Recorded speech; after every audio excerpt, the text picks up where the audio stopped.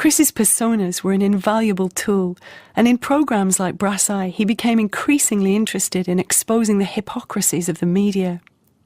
He was asking questions that most people wouldn't dare to. Matthew Bannister. The last time I saw him was when he was working on the film Four Lions. And I said to him, "What are you doing at the moment?" And he said, "Well, I'm feeling slightly nervous because I've been going undercover with Muslim extremists."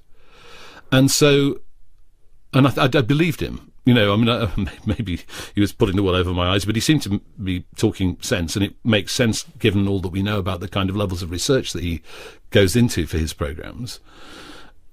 And he was obviously taking risks with his own safety in order to pursue what some people might call comedy. And that shows a certain amount of zeal, doesn't it? I mean, it shows a certain amount of fearlessness, and it shows a certain amount of commitment.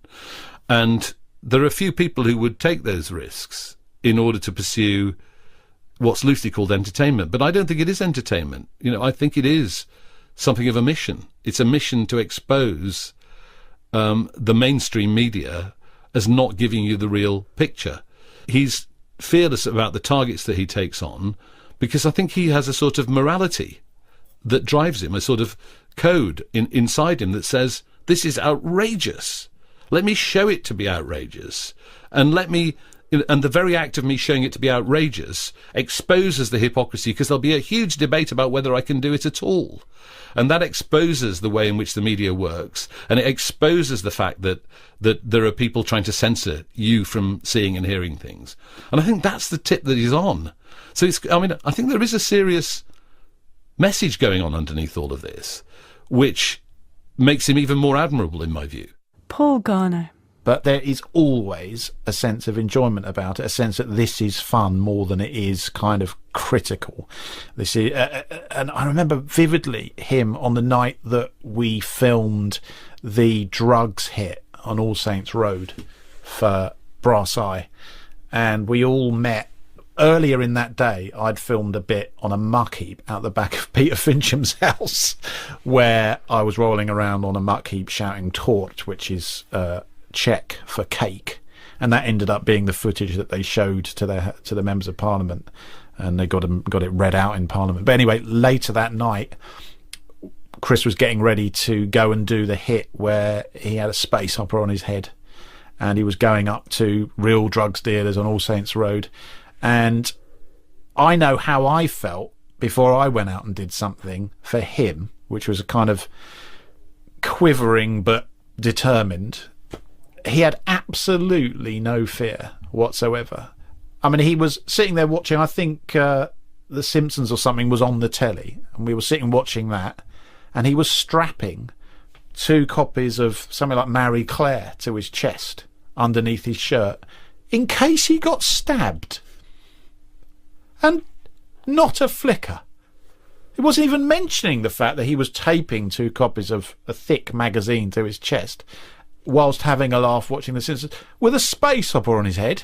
Things that would occur to other people, like, I could get in trouble for this, don't occur to him. Peter Bainham. Chris doesn't have that part of him where he will be embarrassed about saying something completely insane to somebody in the street, you know, and today we're talking about spherical cattle, and that gives him, you know, it's an absolute steely, in the moment, a steely, quiet confidence where he'll just say, today we're talking about spherical cattle, and there's nobody around, there's no backup, there's nobody there with a boom, or it's just him with a microphone in those days, and there's no crew, and I think maybe he's just been doing it for such a long time that he'll do that the same way I'll go and buy a coffee. You know, and that fearlessness will stay with him then when he'll do something much crazier, and then he will. I remember with the Michael Heseltine thing. You know, he won't worry at all really about the effect of it, and then he'll find it ridiculous and preposterous. He'll find the response preposterous. He doesn't have a fear of authority at all. That Heseltine thing got Chris splashed across the papers back in 1994 and suspended from Radio 1 for 2 weeks. Here's the former controller of Radio 1, Matthew Bannister. Chris explained to me that what he was trying to do was to satirised the practice of pre-recording obituaries in advance. And this is something that all broadcasting organisations do, and that newspapers have pre-written obituaries in case someone famous dies. And obviously that involves a certain amount of artifice, because people give interviews to these obituary programmes on the understanding they're not going to be broadcast till the subject is dead, and paying tribute to them in a fulsome way. So Chris wanted to reveal what he saw as yet another piece of media hypocrisy. And, of course, he picked on somebody who had recently had a heart attack, Michael Heseltine, because, again, he likes to twist the knife in the wound. He likes to pick on the sore spot, to take off the scab, to choose a target that is particularly sensitive for all concerned. And so he played me some pre-recorded inserts, in one of which he got an MP called Jerry Hayes to pay tribute to Michael Heseltine, but he also broadcast the bit before the tribute where Jerry Hayes is saying, right, what are we up to here? What's going on? And he said, oh, this is a tribute to Michael Heseltine. Oh, right. And then he adopts a serious voice and does the tribute to Michael Heseltine in that voice. What I'm doing is I'm just collecting comments about Michael Heseltine. Yes. Because it's my job to be in charge of the obit tapes. Oh, for Christ's sake. I've got to update them. Are you serious, Pat? Yeah, I am. Gee whiz. Basically, anyone who's over 55, I've got to go around and just update them. What can I say, for God's sake? I don't know. I'm just asking people if they can say what they can say about, Michael Heseltine for that tape, which will obviously be I'll broadcast. happily do it. Can I pop in tomorrow and do it? Why, do you just want time to think about it? No, do it off the top of my head. Okay, well, could you do it now? Yeah, of course I can. And do you want me to do it in the he was? I suppose so, yeah. I have to. Yeah. So you can just give us a few words about Michael Heseltine. Right. How long? 15 seconds? 15 seconds. Right. Okay. Okay, so I'll do it now. Yeah. Michael Heseltine was a truly great parliamentarian, a beast of the jungle. And what's more, he got things done. One of the few politicians on the front bench, any front bench, who had real charisma and rose from the political dead so many times. He had probably had more farewells than Frank Sinatra. And I suppose he deserved every one of them. He deserved every one. So what will you miss about him? Well, I'll miss the man. I'll miss the individual. I'll miss a great politician. And I suppose it's a sad day today, but is there anything that can alleviate that? In politics, it's not just the boring drudgery. It is the excitement. It is being a beast of the jungle. It's being a true politician that really can win you through. And for that, Michael Heseltine is a great example to us all. Or was it? Could you just say that again? Was a great example to us all? For that, Michael Heseltine. And for that, Michael Heseltine was a great example to us all. And I suppose every beast of the jungle has to come to an end sometime. Yes. Yeah. That's appalling. Well, I'm just saying, I know. It just has to be... I know. I suppose all great people like, Aslam in The Lion, the Witch and the Wardrobe, Yeah. even he had to come to an end. Yeah. Yeah. Yeah. Okay, Jerry, well, thanks Okay, a lot. Pat. Cheers. Cheers, matey. Bye-bye. And he also played me an interview that he'd done with Bruce Foxton, the bass player of The Jam, where he, obviously a mystified Bruce Foxton, is asked what he thinks about news of the death of Michael Heseltine. And again, he was satirising the habit of the media of calling up any old person who happens to be passing when they get news of a death and just asking them what they think about it, even though they're not the right person to comment. Bruce Foxton, any thoughts on the death of Michael Heseltine? Sorry? The death of Michael Heseltine, any thoughts? Mean anything to you? To be honest with you, I didn't know he died. Ah, well... When did he die? This afternoon. Really? So... Good, I haven't had any TV hit the ground on or screaming. anything. Yeah. Well, no, I think it's obviously sad when anybody dies, actually. I What suppose was it, another heart attack? he was around throughout the time the Jam were playing and indeed breaking up. Mm. How would you assess him, I suppose? Well, wow, it's a bit of a question to answer.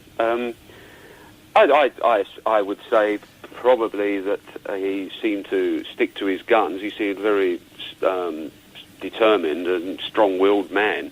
Which of your bass lines would you say would be a suitable sort of lament?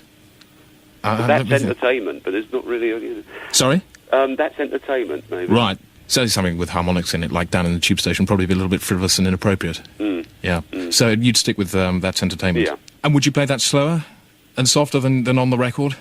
Now, when I listened carefully to both of those, it seemed to me that it was okay for them to be broadcast because nobody actually said Michael Heseltine has died.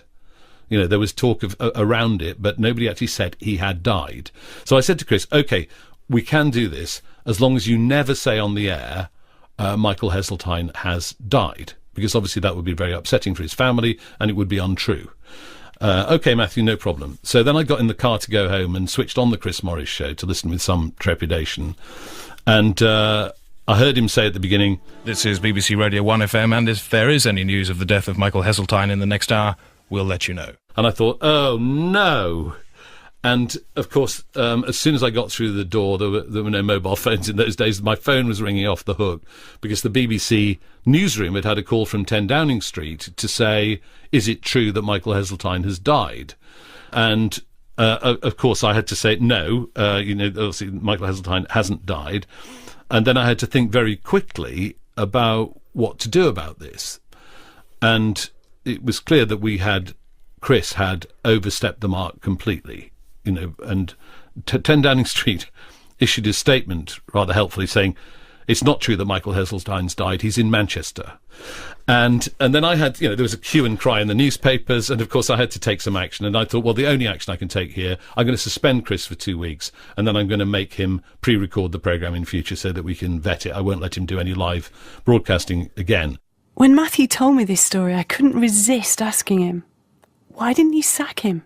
Well, because he's one of the greatest talents working in British broadcasting. So I was proud of 99.999% of what Chris Morris did on my radio station. And I still think that the shows that I commissioned from him are the shows I am most proud of having commissioned, of anything that I've ever commissioned, and I've commissioned a lot, because they represent a leap forward in the medium of radio, and nobody else before or since has achieved anything like it. So I wasn't about to sack him just because he broke a few rules. I wanted to keep him on my radio station. I was proud to have him there. I don't even think it was my favourite thing it was the thing that got headlines. But of all the things we did, to me that felt like the most radio equivalent of running up to somebody's doorbell and running away laughing. I think there's some ones that I liked more. Armando Iannucci. There was something about, especially his stuff, which was very much, you kind of wanted to sneak it on. You kind of wanted as few people in the British Broadcasting Corporation to know anything about it until it went out. There are certain subjects that you can't treat in a comic way, but you can treat in a dramatic way. That Chris and I both kind of disagreed with that, because drama is entertainment. So you're allowed to be entertaining about, a train crash in a drama, but you're not allowed to be entertaining about a train crash in a comedy. No, it's not that we're saying this is entertaining. It's just saying, comedy allows you a different way to look at the subject.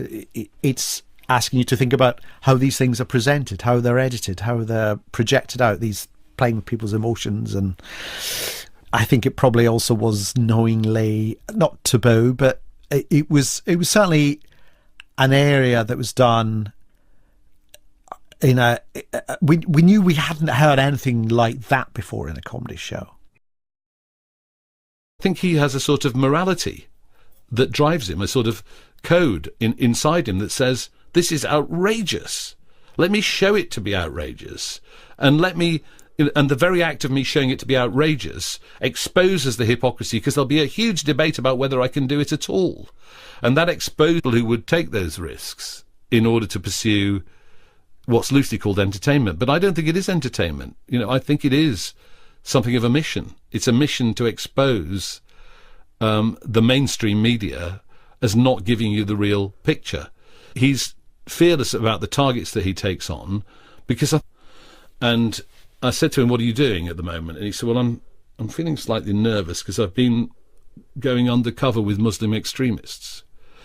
And so, and I believed him. Maybe he was pulling the wool over my eyes, but he seemed to be talking sense, and it makes sense given all that we know about the kind of levels of research that he goes into for his programmes. And he was obviously taking risks with his own safety in order to pursue what some people might call comedy. And that shows a certain amount of zeal, doesn't it? I mean, it shows a certain amount of fearlessness and it shows a certain amount of commitment. And there are a few people... Chris's personas were an invaluable tool, and in programmes like Brass Eye, he became increasingly interested in exposing the hypocrisies of the media. He was asking questions that most people wouldn't dare to. Matthew Bannister. The last time I saw him was when he was working on the film Four Lions.